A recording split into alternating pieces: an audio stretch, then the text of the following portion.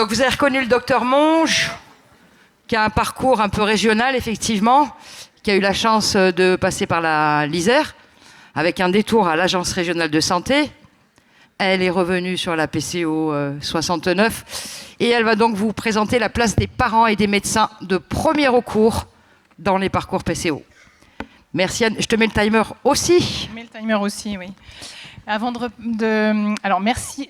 Avant de démarrer, et ça fait le lien avec ce qu'on a vu pour l'Isère.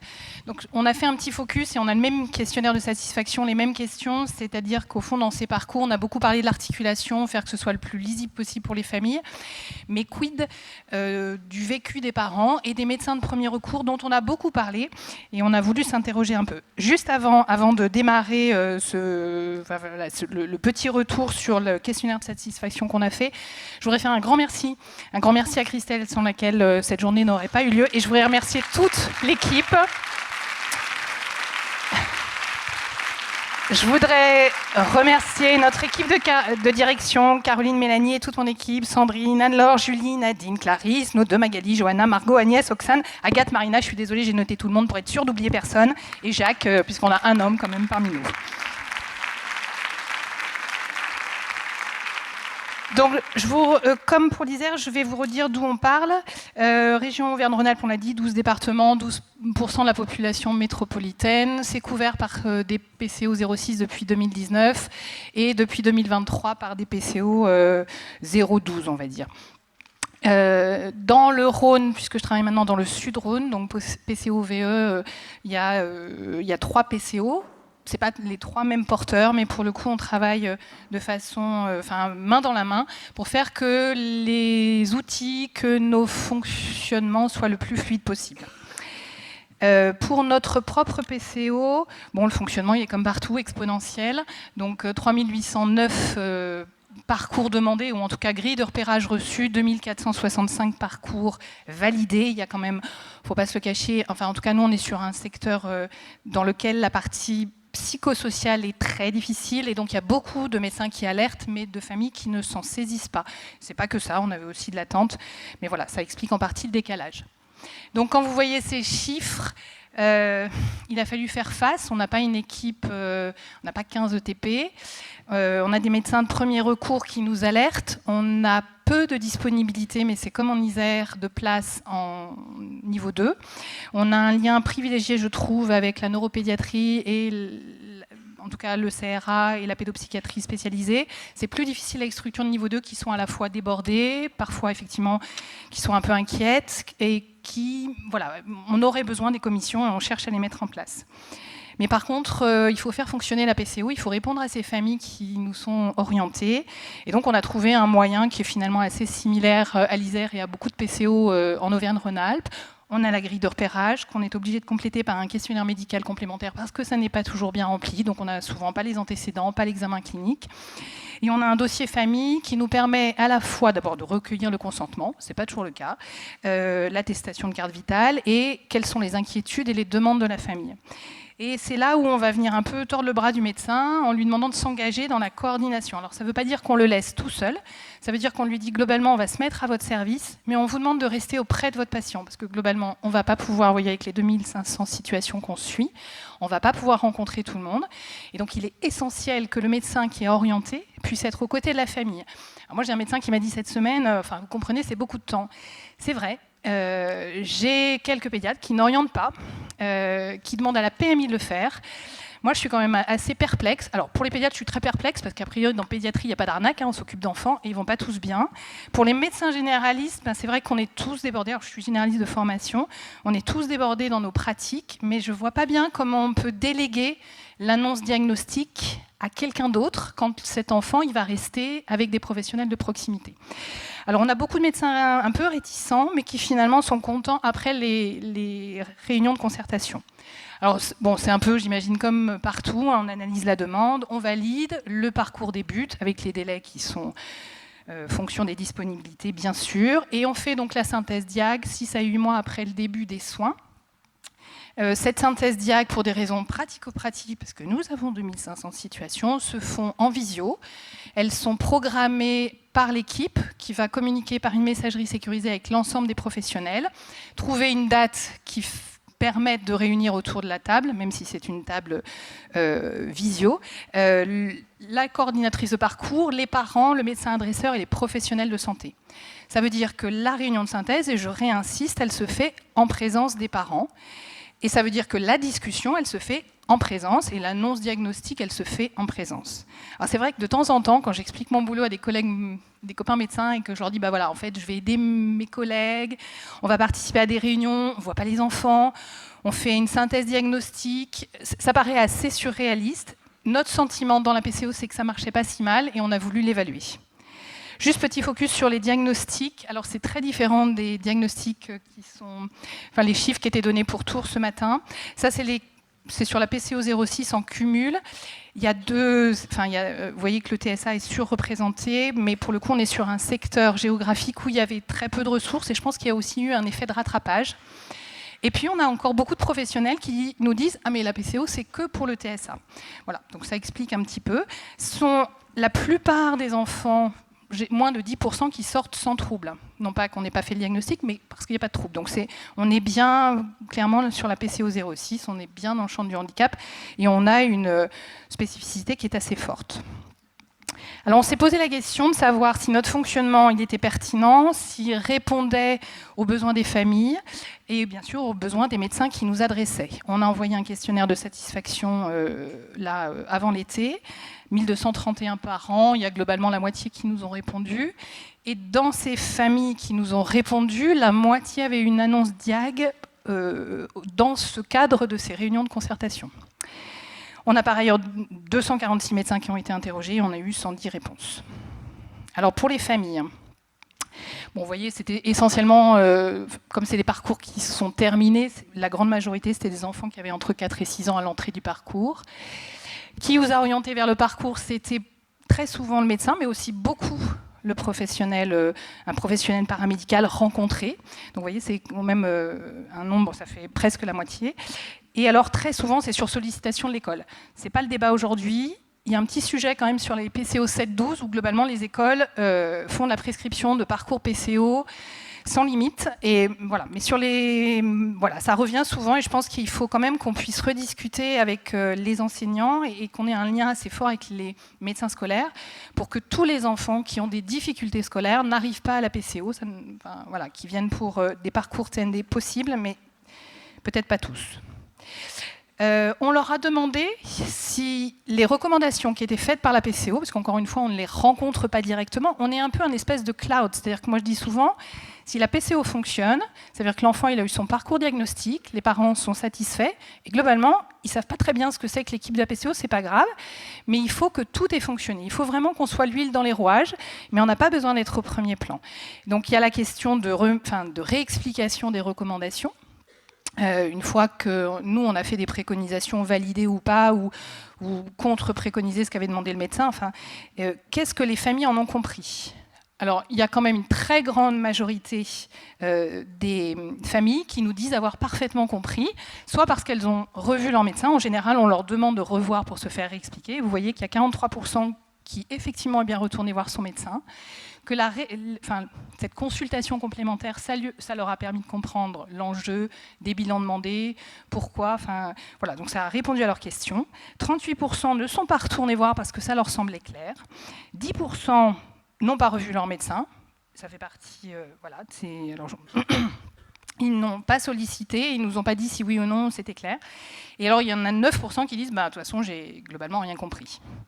Mais il y a quand même une majorité de familles dont on voit que les interventions ont bien été comprises. Et ça, je pense que c'est déjà hyper important. On leur a demandé ensuite si elles avaient été régulièrement informées des conclusions des différents bilans. Et vous voyez que ça, dans 86% des cas, ils ont eu un retour de tous les bilans et des hypothèses diagnostiques. Est-ce que au cours du parcours, ils ont eu des informations suffisantes? C'est pareil, la grande majorité, 87% des familles, se disent parfaitement informées tout au long du parcours.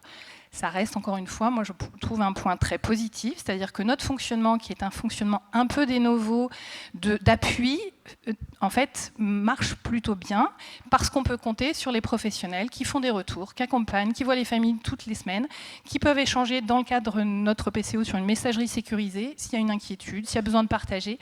Donc il y a quelque chose qui est très fluide dans cette communication. Et alors après, notre grande question, c'est, une fois qu'il y a cette RCP, qui ressemble un peu à l'annonce diagnostique, comment est-ce que c'est vécu ? Alors 99% des familles interrogées nous disent qu'ils ont été ravis d'être associés à la réunion de concertation, ce qui vient balayer, j'entends souvent, c'est pour ça que je réinsiste là-dessus, mais j'entends souvent, non, les familles, au moment de la synthèse, c'est pas tout à fait leur place, ça va être hyper violent, puis on a besoin de parler entre professionnels. Bon, bah écoutez, oui, peut-être. On parle de leurs enfants, ils sont au centre des soins. Je trouve que ça ne fait pas débat, mais voilà. Et les chiffres nous montrent qu'on a plutôt raison. Et 85% considèrent que la visioconférence, finalement, convenait assez bien à ce temps d'échange. Donc ça, c'est plutôt 2 points qui me semblent très positifs. Et on leur a demandé les points saillants, enfin, ce qui leur avait le plus rendu service. Vous voyez que dans presque 80% des cas, ils trouvent que ça leur a permis d'échanger sur les soins et bilans, c'est-à-dire comprendre le plan de soins personnalisé pour leur enfant, de pouvoir en échanger, d'exprimer leurs besoins et attentes, et dans un cas sur 2, comprendre le fonctionnement de son enfant et de ses besoins.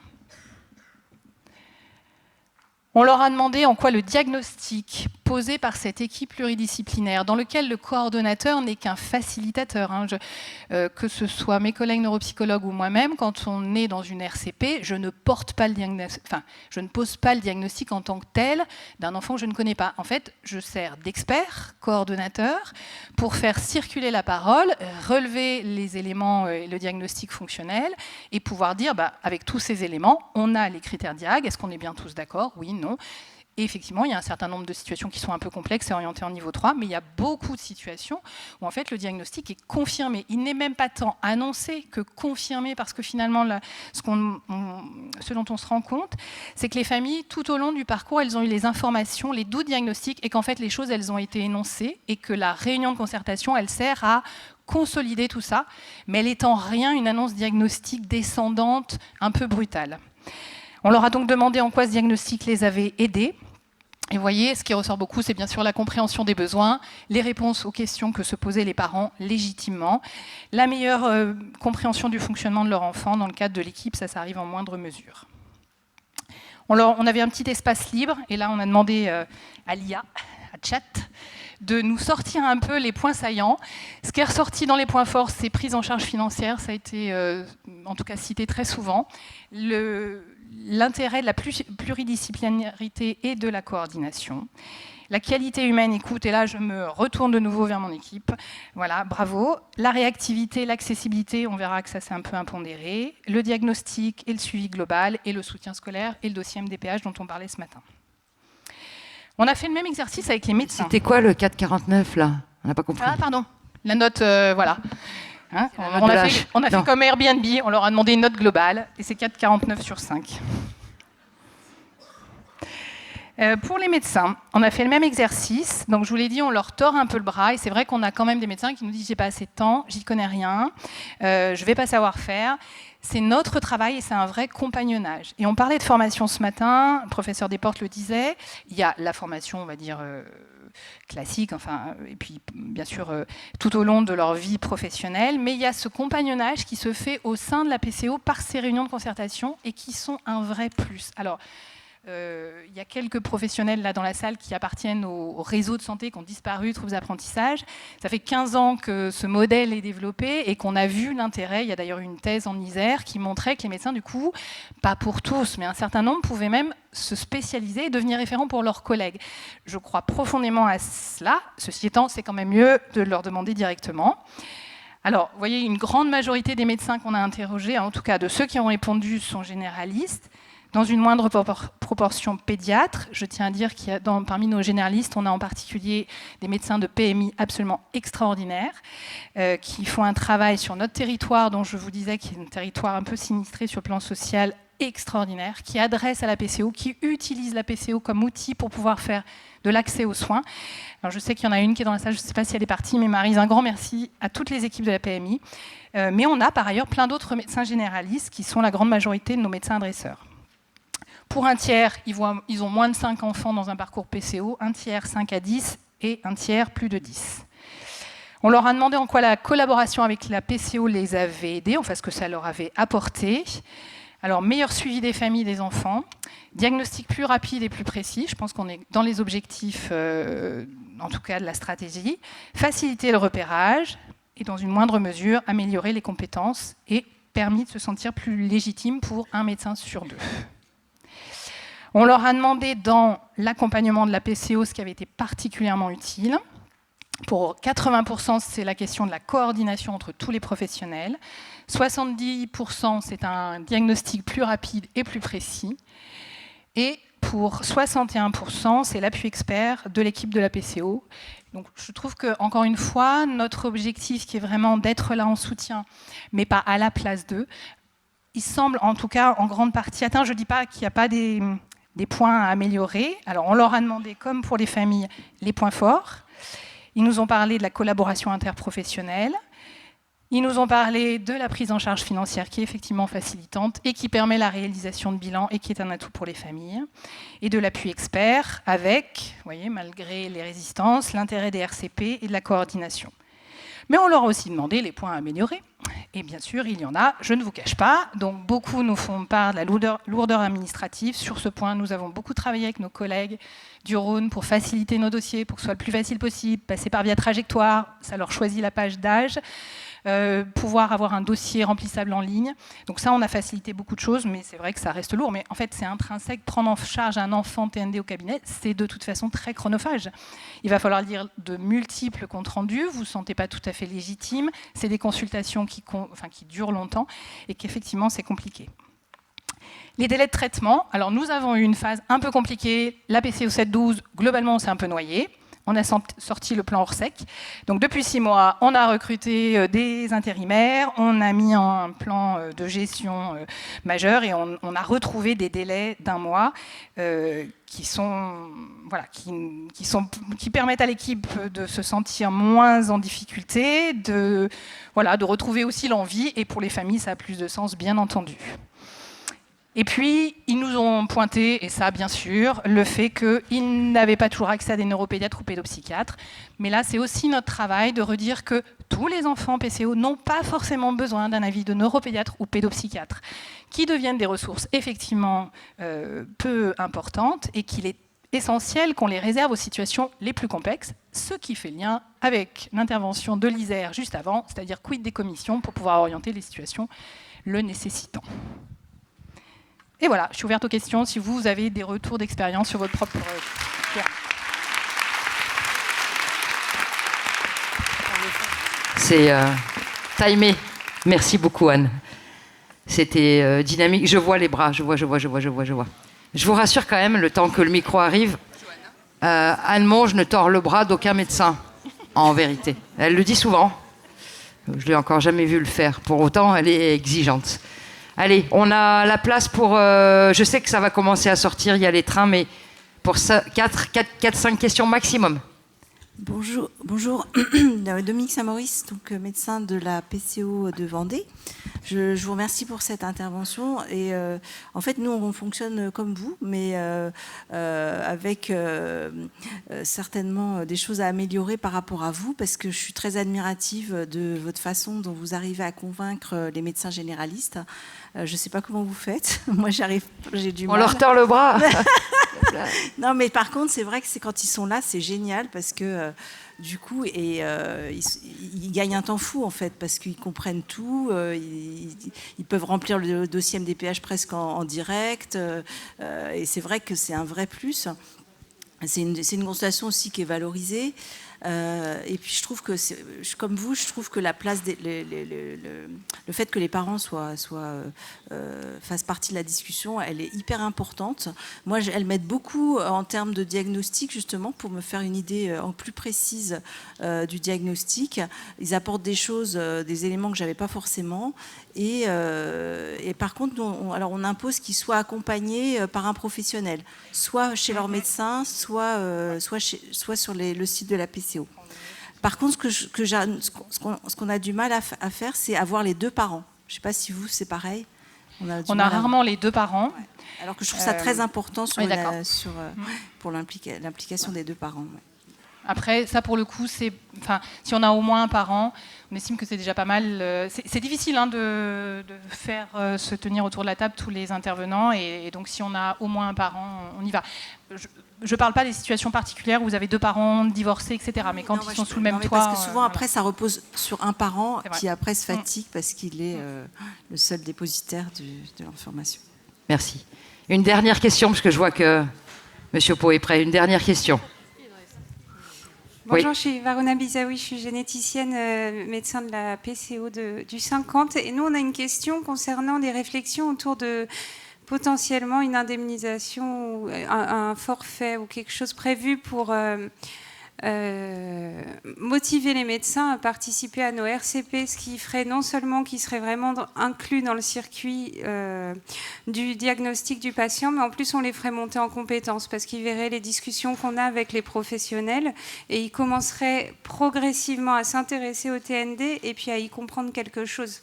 Et je pense que ça ferait partie de la montée en compétences et c'est indispensable qu'ils puissent avoir un temps qui soit valorisable suffisamment pour leur déplacement et 1 heure de RCP avec nous. Alors ça fait la transition avec Étienne Pau, mais je ne vais pas répondre à sa place, je vous dis juste actuellement, nous on utilise ce qui existe pour l'instant, c'est-à-dire soit ils ont déjà utilisé CTE 60 €, et auquel cas on leur propose de faire consulte plus MIS. MIS, ça veut dire annonce, diagnostic, plan de soins, c'est valable pas uniquement pour les TND, mais pour l'ensemble des maladies chroniques. Et consulte plus MIS, ça fait à peu près 60 €. Donc actuellement, au moment de la RCP, on leur annonce ces deux possibilités pour qu'ils puissent valoriser ce temps de réunion à 60 €. Mais la question des forfaits, et là ça fait le lien avec Étienne, c'est effectivement une question plus générale. Donc on considère que suite à cette discussion ensemble, on peut faire comme ça nous aussi chez nous. Ah bah, de toute façon, consulte appelez-nous, appelez-nous. Oui, on vous redonnera, vous mais effectivement, précisera. ça c'est la nomenclature classique, quoi, dans l'attente d'autre chose. Du coup, je passe. Merci la parole. beaucoup, Anne.